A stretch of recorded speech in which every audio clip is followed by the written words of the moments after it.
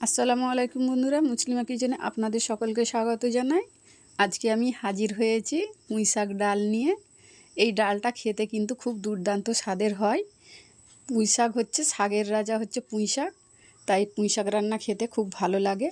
খুব কম সময়, কম উপকরণ, কম গ্যাস খরচা হবে। আমি এইভাবে রান্না করে দেখাবো। আসুন বানাতে যাব। আমি একটা বলে ছোট পিয়ালার 1 পিয়ালা ডাল ঢেলে দিয়ে ভালোভাবে পরিষ্কার করে ধুয়ে রাখবো। আপনারা চাইলে মুগ ডালও নিতে পারেন, আমি মুসুর ডাল রান্না করছি। এবার আমি 2 ডগ পুঁই শাক নিয়েছি। দেখবেন যেন এরকম পাতা ভর্তি থাকে, গ্রিন পাতাগুলো এরকম গ্রিন থাকবে। আমি ধুয়ে পরিষ্কার করে নেব।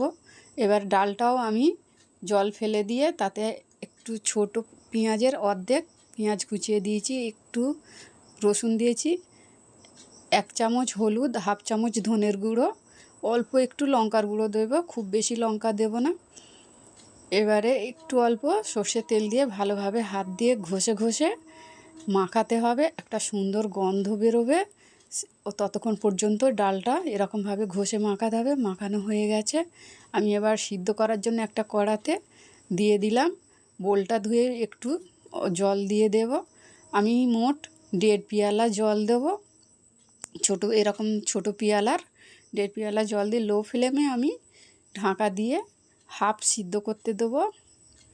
1 থেকে 1.5 মিনিটের মতো হলেই ডাল সিদ্ধ হয়ে যাবে। এরকম পুঁই শাকটাও আমার বাছা হয়ে গেছে। দেখুন এরকম ছোট করে কেটে নিয়েছি পুঁই শাক পাতা, এরকম ডাঁটাটাও পরিষ্কার করে কেটে নিয়েছি। দেখুন ডালটা এবারে হাফ সিদ্ধ হয়ে গেছে।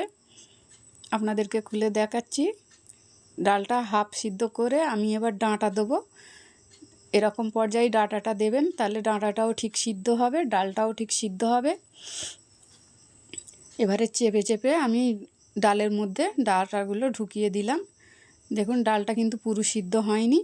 এবার আমি স্বাদ অনুযায়ী নুন দেবো। নুনটা কিন্তু এই পর্যায়েই দেবেন, নুনটা আগে দেবেন না, তাহলে ডালটা একদমই সিদ্ধ হবে না। নুন না দিলে কম সময়ে মুসুর ডাল সিদ্ধ হয়ে যায়। তাই আমি এই পর্যায়ে নুন দিলাম। দিয়ে ভালোভাবে আমি আবারও 1 মিনিটের জন্য ঢাকা দিয়ে রেখেছিলাম। ডাঁটাগুলো সিদ্ধ হয়ে গেছে। এবারে শাকটা দিয়ে দিলাম। শাকটা দিয়ে ভালোভাবে একটু নেড়ে চেড়ে দেবো। গ্যাসের ফ্লেমটা অবশ্যই লোয়েতে রাখবেন। এবারে আমি ঢাকা দিয়ে শাকটা আমি আবারও 1.5 মিনিটের মতো রেখে দিলাম। এইদিকে আমি অল্প একটু বড়ি নিয়েছি, ডালের বড়ি, তেলে আমি ভেজে নিয়েছি। এখানে দেখুন শাক থেকে কতটা জল বেরিয়েছে। এই জলেতেই ডালটার সব কিছু সিদ্ধ হয়ে যাবে। ডাল, ডাঁটা, শাক সব কিছুই সিদ্ধ হয়ে গেছে, একদম গলে গেছে। আমি কিন্তু একটুও জল ব্যবহার করিনি। এবারে জল ব্যবহার করব, কারণ আমি বড়ি দেব। একটু জল পাতলা করতে হবে জল দিয়ে, কারণ বড়িগুলো আবার জল টেনে নিয়ে একদম শুকনো হয়ে যাবে। তখন কিন্তু সিদ্ধও হবে না বড়িগুলো, খেতেও ভালো লাগবে না। তাই একটু জল দেবেন। এবারে জলটা ফুটে গেলে আমি তাতে বড়িগুলো দিয়ে দিলাম। এবার ডালের সঙ্গে বড়িগুলো ভালোভাবে সিদ্ধ করে নেব। বড়ি খুব বেশিও সিদ্ধ হতে টাইম লাগে না। আমি 1 মিনিটের জন্য ঢাকা দিয়ে রেখেছিলাম, তাতেই বড়িটা সিদ্ধ হয়ে গেছে।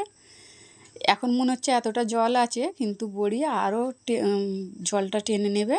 ঢাকা দিয়ে রাখার পর আমি ঢাকা দিয়ে রেখে দিলাম।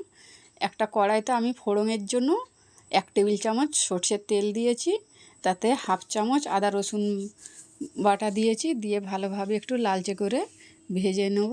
একটু লালচে হলে তাতে আমি হাফ চামচ গোটা জিরে আর 1 চামচ, চা চামচের 1 চামচের 4 ভাগের 1 ভাগ হিং দিয়ে ভালোভাবে লালচে করে ভেজে নিতে হবে। খেয়াল রাখতে হবে ফোড়নটা না পুড়ে যায়, তাহলে কিন্তু টেস্ট খারাপ হয়ে যাবে। এবারে আমি ডালটা ঢেলে ভালোভাবে মিশিয়ে নেব ফোড়নের সঙ্গে। এত খেতে ভালো লাগবে এই ডালটা, এত সুন্দর গন্ধ বেরোচ্ছে, যে পুঁই শাকের একটা সুন্দর গন্ধ বেরোয়, তার সঙ্গে হিং আর এই ফোড়নের একটা সুন্দর গন্ধ বেরোচ্ছে। আমি ঢাকা দিয়ে রেখে দিয়ে এবারে আমি পরিবেশন করে দেখাচ্ছি। এইটা খেতে এত দারুণ লাগে, গরম ভাতের সঙ্গে তো অপূর্ব লাগে খেতে, আর রুটির সঙ্গেও খুব ভালো লাগে।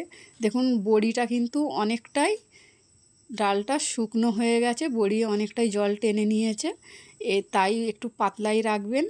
আমার চ্যানেলটা সাবস্ক্রাইব করা না থাকলে সাবস্ক্রাইব করার অনুরোধ রইল। লাইক করবেন, শেয়ার করবেন।